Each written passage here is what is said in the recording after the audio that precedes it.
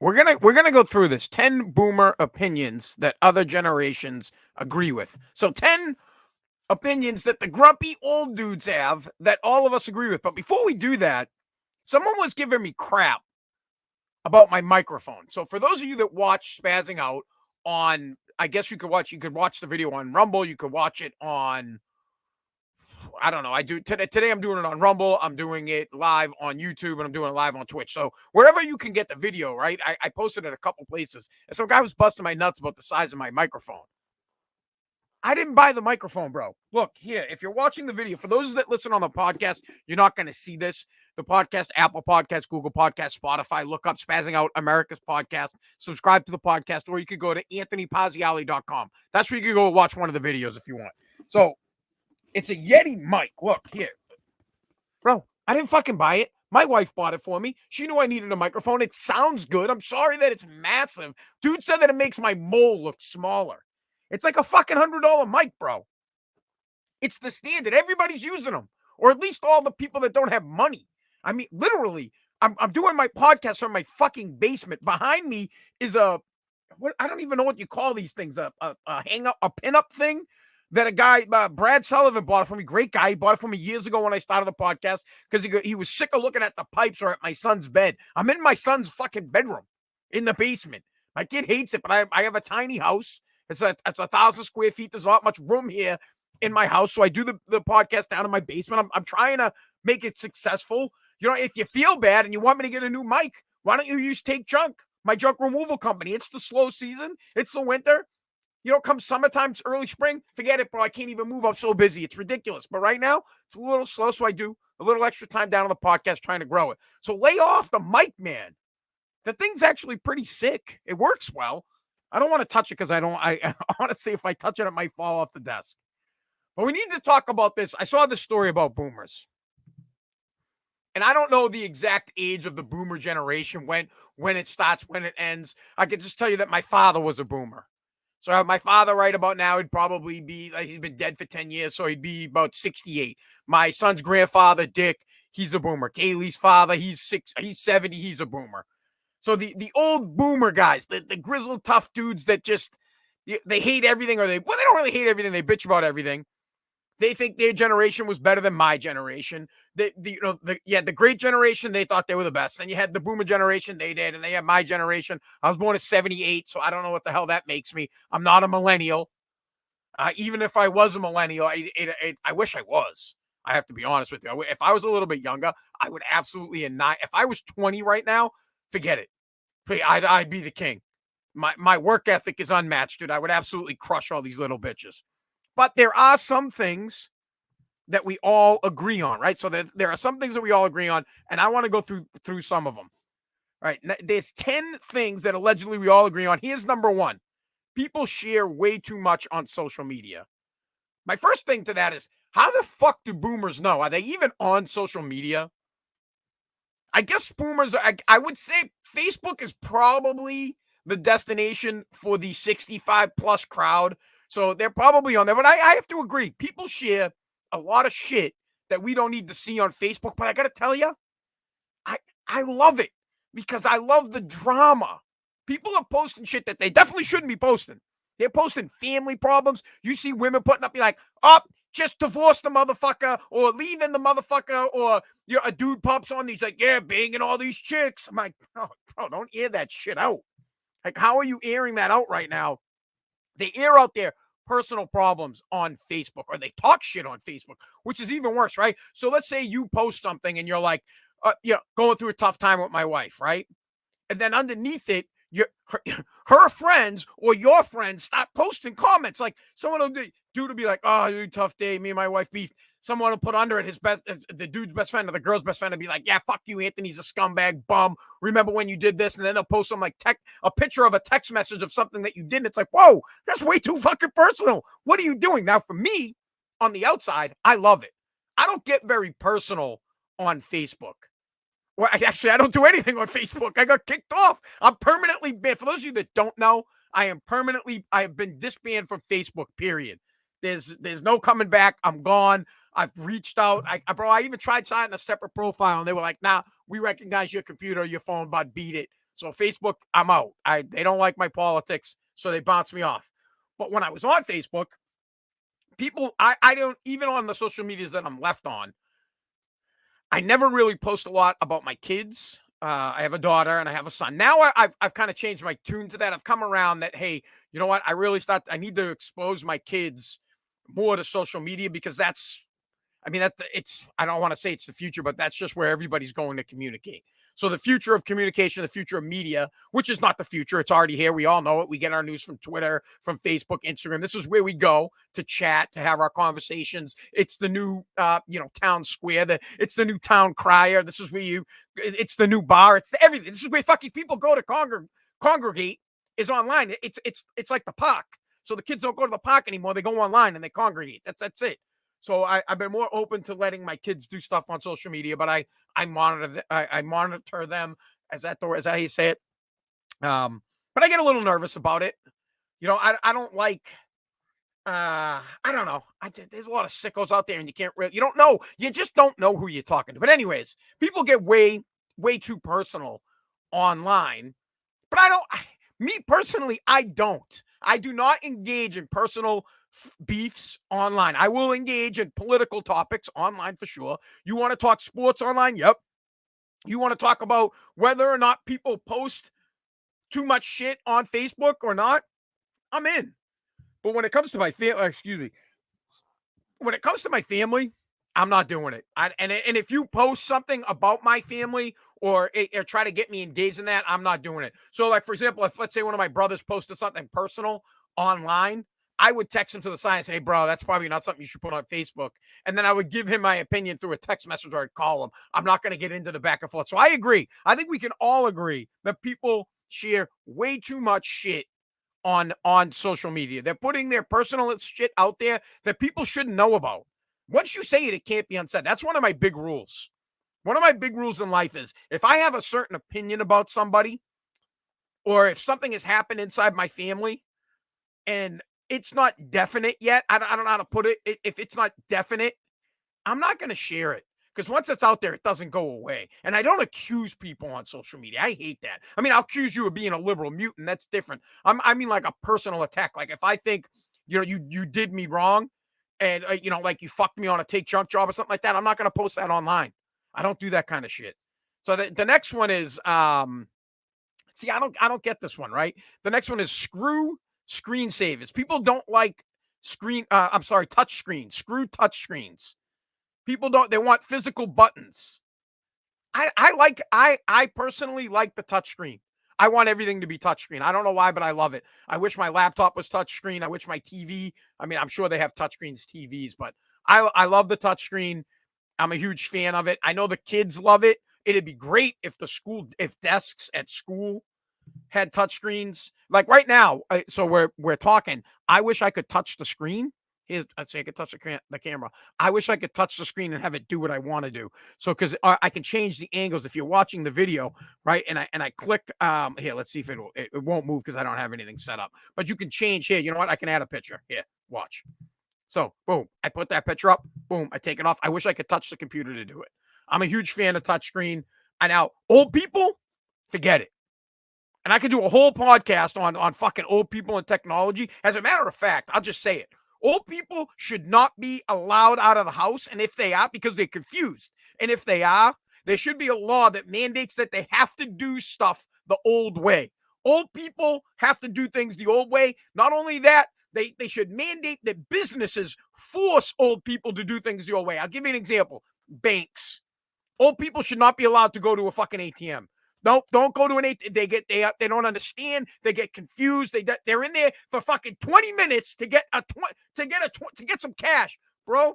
If you're 60 plus, you have to go to a bank, and the bank needs to just banks are going away from tellers. They're having, you can now go into an ATM and you can just click the teller button. You can talk to a teller. I haven't talked to a fucking teller in years. I love ATMs. Please, bro, get the fuck out of my way. I can't stand it. You're a time suck. Same thing at grocery stores. So you go to Market Basket, or if you're down south, you go to Publix, wherever the fucking Walmart, they should have an aisle for old people. It's an old school checkout aisle. They roll up and they take checks. They take anything that old fucking people, if they want to trade in doubloons, they get up there and they fucking trade, but they don't get in the way of us technically sound people. Get the fuck out of my way, bro. There's no way in hell you know how to use a self checkout. Please either die and fuck, like literally die, be gone from the existence, or don't make me die a slow death waiting for you to figure out how to use the machine. Look, and what's worse is not only are you confused, you're slow confused. There are people that are like fast confused. They can look at it and they can figure it out really quick. You're slow confused. You're like, huh, I can't. Please, old people, everything needs to be done the way it was done how they grew up. I want everything done. You know what, fucking old people, you don't even get to use the doors that open up automatically. Go find a door that you have to open up your fucking self, so that when it opens, you're not like, are they here? Like, drives me absolutely bonkers. All right, here's the next one. Hate going to concerts and seeing everyone with their phones up. I mean, do old people go to concerts? I guess old people are going to concerts. They're going to see Elton John or Billy Joel or who's still old. The Stones. So I guess old people are going to concerts, but I feel like that. I mean, are young people also going to the same concerts as old people? I don't care if people have their cell phones up. One of my things about that is I kind of just say, now, do they have their cell phones up as a lighter? Or I wonder if they mean like they have their cell phones up and they're watching the concert through their phone. I hate people that do that. Aggravates the hell out of me when my wife has her camera out and so you're live at an event. Let's say you're at, like, my daughter's doing cheerleading. It's the national championship, which they won, right? So it's the national championship. My daughter's a flyer. She's the one that gets thrown up. So there's my beautiful daughter doing an amazing stunt that I'm just in awe of. I'm like, wow, man, she's fucking 8 years old. Look how amazing my daughter is. And I'm watching her with my physical eyes as my wife is watching it through her cell phone. She puts up her phone in front of her face and it has the video thing going. And she's not actually watching my daughter Presley do the move. She's watching it through the camera on her phone. And I'm like, what? I mean, you didn't even have to be here. I could have live streamed it for you. Honestly, I never thought of that. Next time you can stay home and I will do a live stream and you can watch it that way. I never understood that. I mean, I get that you want to capture the moment. Buy the fucking video. They video them all. They'll send you a digital copy of it. Watch it that way. I want to see my little girl kicking ass and taking names, and I want to watch it the right way. Someone's sending me a message. Hey, Mab, what's up? Wow, I don't know what that means. What's a Mab? What's an MAB?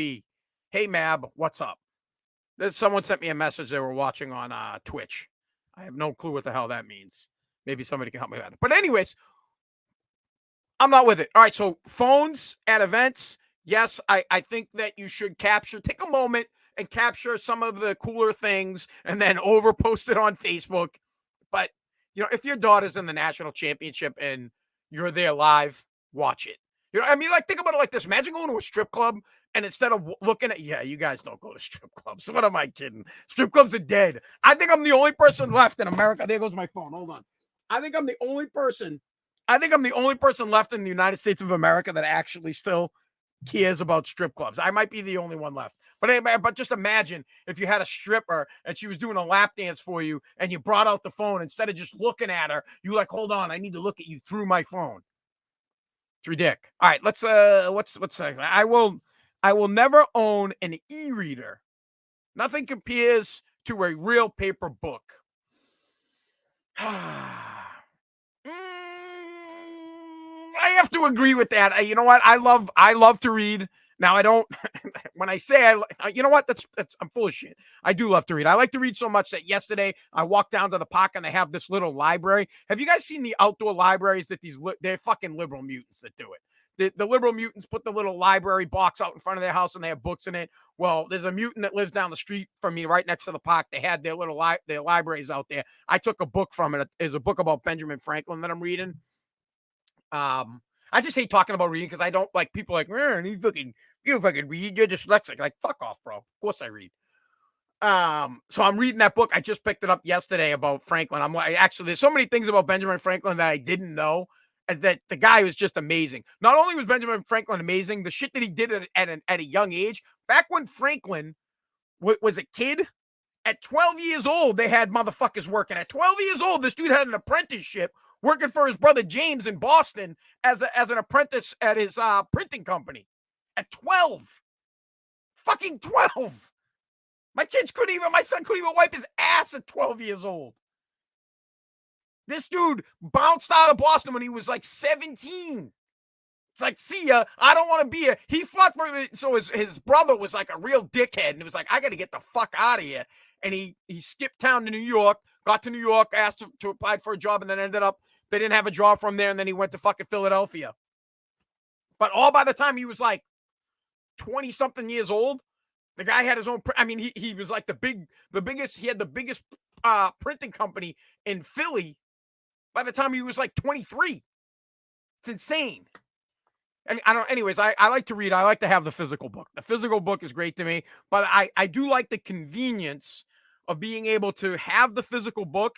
And then if I'm going somewhere, I like to also have the book on my phone. So, for example, my favorite book by period, and everybody should read this book, is The Greatest Salesman by Og Mandino. It's Og, however you want to say it. It's a must-read book. If there is any book that you read in your entire life, that should be the book, and you should read it over and over and over again. I've read the book 100 times. I could probably quote it word for word. It is the best book that will help you out with your life, to give you a good mindset for moving forward, for attacking and taking action. I love it. So I have it in hard copy. I have it on my iPhone. So, and basically you can go from book, like, so let's say, what I'm trying to say is, if you're at home, where I like to have the physical copy, I can read, and then I can pop online. I can pop on the iPhone, and I can get to the page where I was, and I can continue to read. And then when I get home, I can find, you know what I'm saying? So I personally, I like the newspaper. I miss newspapers. I mean, listen, I get it. I haven't had a newspaper in my hand in years, but if I wanted to read the news, I'd love to just have it right in my hand. I love it. Don't mind reading from a tablet. Don't mind reading from a phone. I'm reading from a computer right now, so it's not that big of a deal, but I have to agree. I like the physical copy. That's not going to be a thing for the kids because they're never going to have the physical copy. So like my daughter, that's going to be gone. They're going to rather, or even my son, they're going to rather read on their iPad, on their phone, on their computer. They're going to want an e-reader. It's going to be completely different. But me, I'm still with the old guys. Give me the paper copy. It's much better. I'd rather read anything off the paper copy. But speaking of paper copies, I don't want my bills sent. I want wireless paper. I mean, I want everything bills wise wireless. Paperless, I guess is what they say. So like my gas bill, my electric bill, my phone bill, all that shit, it gets emailed to me. I want to get my mail emailed to me. So if it's something that is a letter, I would rather someone send me a hand. You can't handwrite a fucking email, but I would rather someone send me a letter email style than to send me a handwritten letter. I don't want to get mail. I'm good on that. Unless it's, you're a book getting delivered to me. I hope you understand what I mean. All right, let's go to the next one. I want to read articles online with, oh yeah. All right. So we just did that. It's the same thing. I want to read articles online with, oh, no. It's not the same thing. I want to read articles online without a paywall, without having to subscribe. So I agree with this. I can't fucking stand this. So if I'm on Twitter and I see a story that I like and I click on it and they're like, they want my email, they want fucking everything. They want my birth certificate, they want my social security number, they want all the info. I don't want to give that. I just want to read it. It drives me nuts. So I never do that. I hate that. Drives me nuts. I wish there was a way to get past that. Or someone like I suggested this. Yeah, I suggested this to Elon Musk, as if I really got in touch with them. But I tweeted at Elon Musk and said, with his Twitter Blue thing where he's charging like $11 or $8 so you can have a check, I'm like, I told him, you should reach out to other media companies and bundle their subscriptions under it. So for example, I like to read the Boston Herald. I like to read the Boston Globe. They make you pay to get it. As if you were paying to get the newspaper. I say, hey, I would pay the $8 a month to Twitter for the check mark if it came with, I don't know, if I could pick 10 media outlets that I could also read without paying any more. It's a bundle. If Twitter bundled it and I could click on it and read it. So yeah, it does drive me nuts. I don't want to enter any information when I'm trying to read something. No, thank you. It's like wiping my nose, man. Jesus. I should take care of that shit before I do the show. All right, let's go to the next one. Dude, this one drives me nuts. I just want to speak to someone on the phone when I have to call a business, when I have a problem. You fucking right I do. Bro, when I got kicked off of Facebook, you can't get anybody on the line. They forget it. There's no one you can talk to on Facebook. Then here's what happened to me all in one day. I got booted off of Facebook for some comments I made. Then Facebook, I shit you not, Meta hit my bank account. And I don't know how the fuck they did it for $750.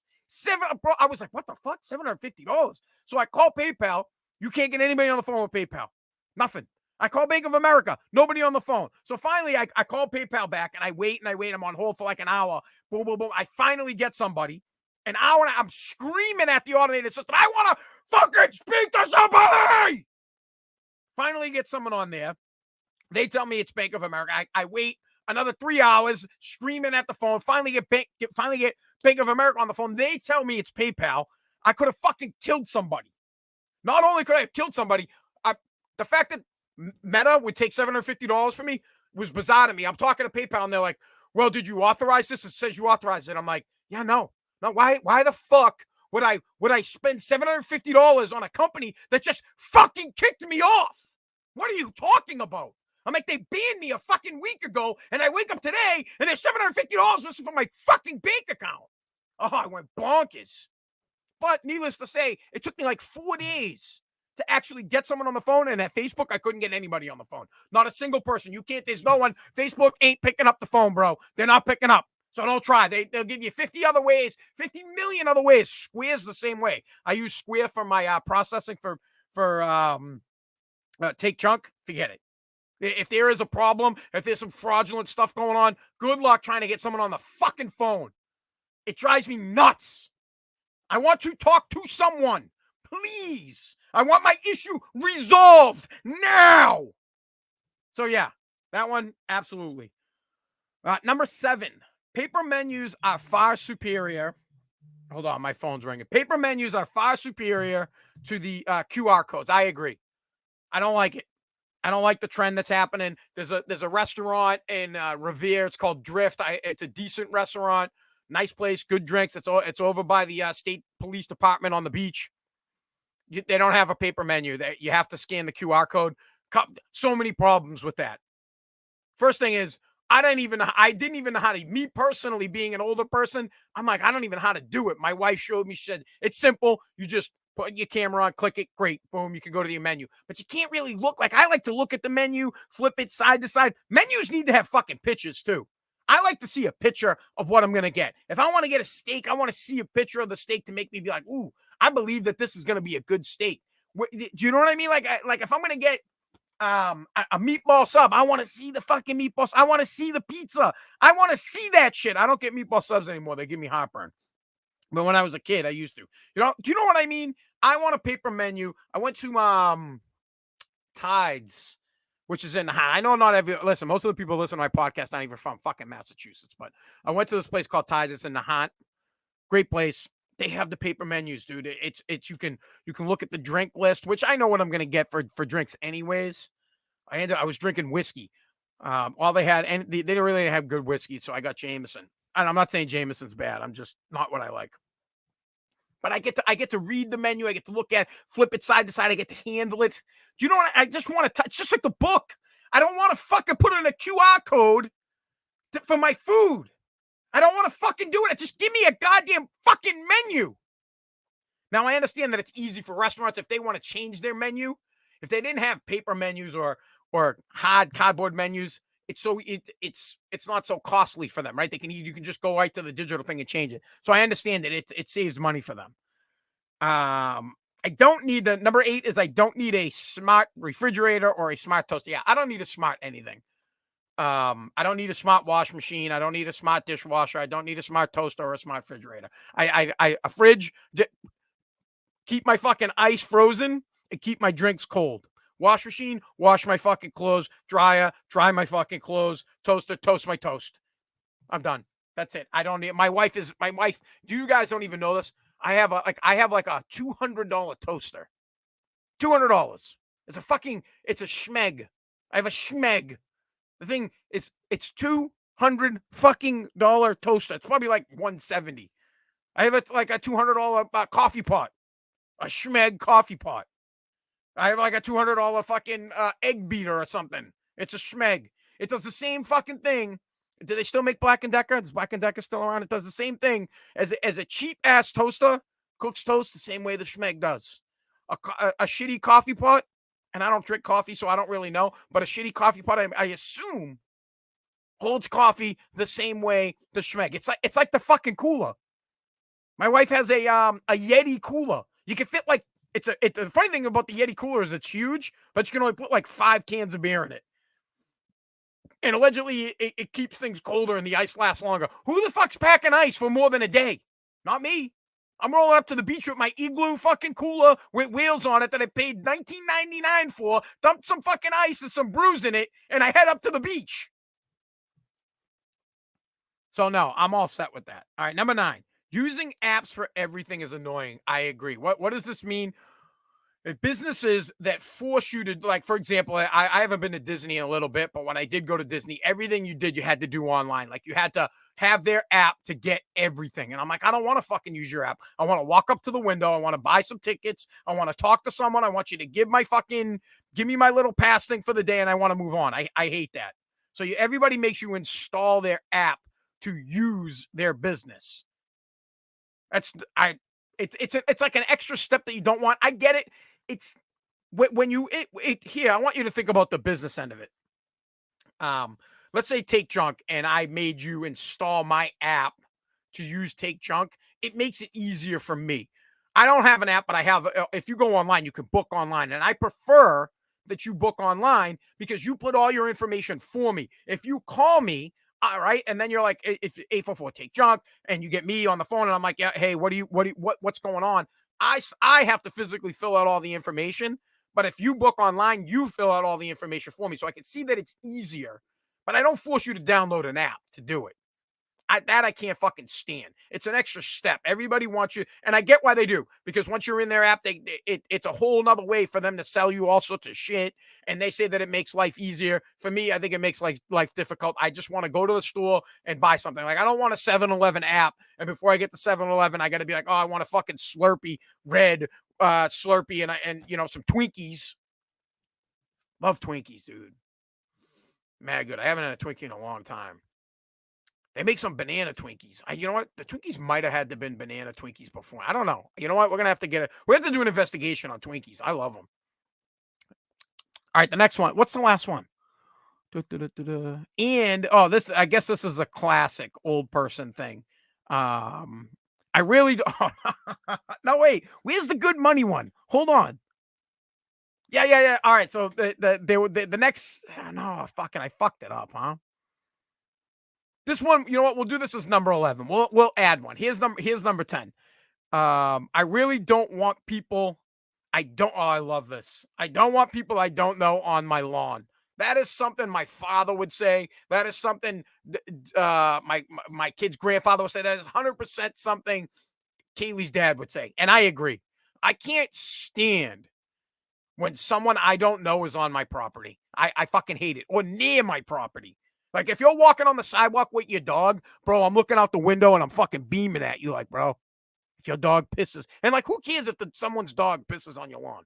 Yeah, bro. And I don't even have a lawn, right? I have concrete out in front of my house. I have pavement. Bro, if your dog pisses on my fucking pavement, I'm going to kill you. I hate it. I don't, like, literally, like, when they're walking by, the ring picks it up so you know right away. And even if I'm not there, I'm, like, watching on the ring, sitting there like, yeah, what the fuck's this guy doing? Why is he standing in front of my house? What's he's looking back. And dude, if you got a butt and you're smoking in front of my house, I'm coming out. I'm 100% coming out if you're ripping a cigarette in front of my house, because I know what you're doing. Because people that smoke cigarettes are lazy, uncaring motherfuckers that will literally flick a cigarette butt anywhere the fuck they want, and they will put it on your property. And I know, because they're all over my fucking property all the time. I fucking hate it, and no one in my house smokes. So I'm watching you. If you're on my property and I don't know you, Get the fuck off. Why are you here? What are you doing? What do you want? Do not encroach on my land. I'm like Yellowstone. That's you know what? I'm like fucking Kevin Costner sitting on my porch. I'm like Rip. I'm gonna come right out. I'm gonna beat the fuck out of you while you on my land. What are you trying to do? I don't have any cattle. I don't have any fucking horses. I don't have any. I'm not a rancher. I don't got a bunkhouse. But I'm gonna come out and I'm gonna protect my tiny little fucking square revere and keep your ass off it. Stay the fuck off my lawn. I agree 100%. All right, number 11, which was really part of number 9. It's just a saying that people say um, that they hate wasting good money on a bad product. And I used to always ask my dad this. Well, what the fuck is good money? Like, what does that mean? What do you exactly mean? We say, oh, because I say it too. My wife will be like, hey, why don't we'll just use Tides. Why don't we go out to eat tonight? I'm like, how am I going to fucking spend good money on dinner when we could cook at home? What does that mean, good money? Like, is that how you got the money? Like, I got it a good way. So, like, for example, if I was like a money launderer and a scumbag, would I say, well, I'm not going to waste bad money on that? So I don't understand that. Or is like good money that's not spent? Someone explain that to me. What exactly does it mean when somebody says, I'm not going to waste good money on that? I'm not going to spend good money on that. Pay good money. I won't pay good money. I don't understand that. Now, good money must be money that could be better used for something else. Because I feel like all money is good. I mean, I really don't care where it comes from. If somebody hands me cash, I'm not asking. I'm gonna say, is that good money? Are you gonna give me like literally? So let's say for Christmas, Uncle Ralph comes by, drops off a hundo, and you look at me, and you go, hey, is that good money or is that bad money? What kind of money is that? I don't want to take good money from you, Uncle Ralph. Fuck you, bro. I'll take money. I don't care what it is, good, bad. You can literally wipe your ass. I don't care if you shit on $100 bill and hand it to me. I'm taking it. It's shit money. Yeah, give me, bro. You got some shit money? I'm taking shit money. Give me cum money. I don't give a fuck. You can fucking literally jerk off on $100 bill. I'll take it. I'll fucking clean it off. I don't give a fuck. It's cash. All money is good money. All right, there you have it. There are the 10 or I guess 11 things that we all might agree or disagree with boomers. I can tell you one thing. There's no fucking way. I guarantee you, no boomer. Well, actually, I'm lying. I was going to say no boomer listens to my podcast. You guys actually know that I have a pretty big following between 50 and 70 years old. A lot of people in that age group, but not on the stream, but a lot of people, when I had my Facebook account, more than half were in the 60 plus. And if I go to my Spotify, so like on Spotify, it tracks all the shit that I do.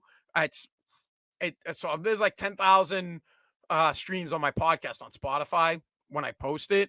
And I would say a good 4,000 of them are in that category of the 60 plus. So hi to my boomer friends and thank you for listening.